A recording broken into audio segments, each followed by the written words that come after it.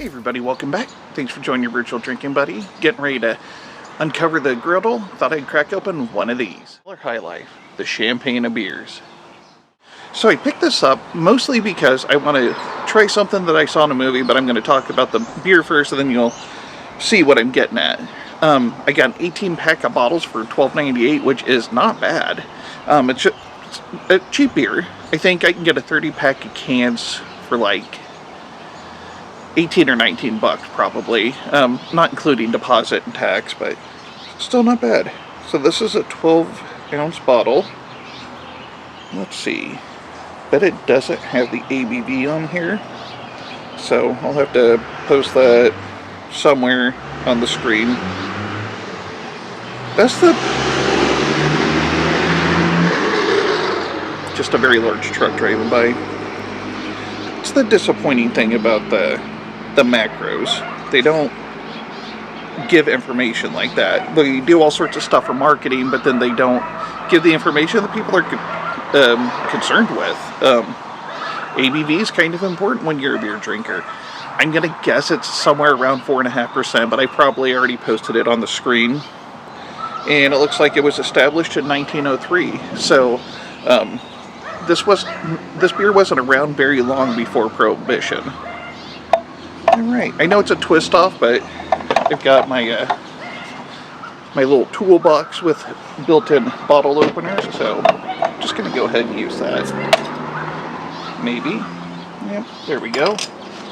Alright, so anybody that's seen the movie Cocktail knows that there's a scene where Tom Cruise is applying for a job at the bar that he eventually works at, and the boss, the main bartender, I guess, tells him, is going on this rant about, you know, like making it sound like this bar is just hardcore and we pour beer for breakfast around here, and then he ends up doing this for the pour. But yeah, that's kind of what I figured.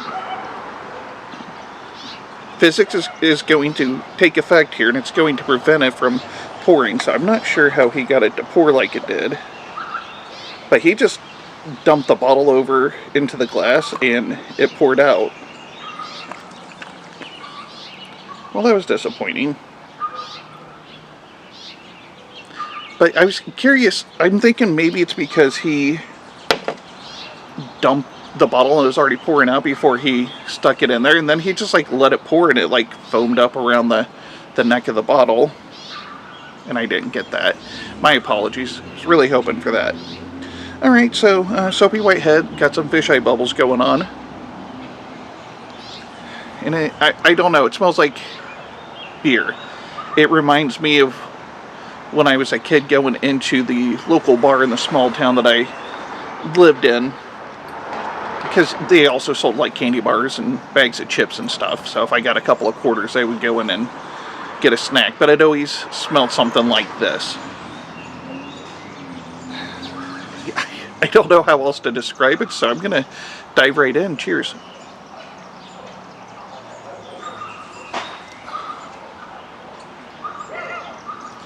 Yeah, I mean, in its typical yellow beer flavor, there's a mild sweetness, probably from corn adjunct, a little grainy maltiness. Nothing spectacular, but then again, for the price, it's not bad. It's a serviceable beer. I know some people love it. I mean, there's a fan out there for every beer, I think. It's not one that I drink a lot. It's probably been, I bet, at least 2 years since I've had one. So, yeah, it's not something that regularly gets into my rotation, but every now and then I get it. It was something that in high school you could get cheap sometimes. It would go on sale. And back in the 90s, you used to be able to get a 30-pack for like 11 or 12 bucks.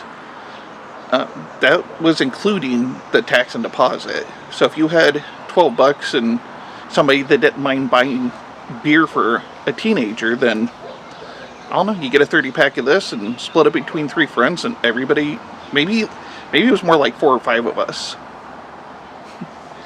But regardless, I don't know, serviceable beer. Other than it tastes like any other yellow beer, I think if you gave me most other cheap beers, I don't know that I'd be able to distinguish between them. I don't know that I could pick this one out of a blind taste test. So, yeah, beer flavored beer.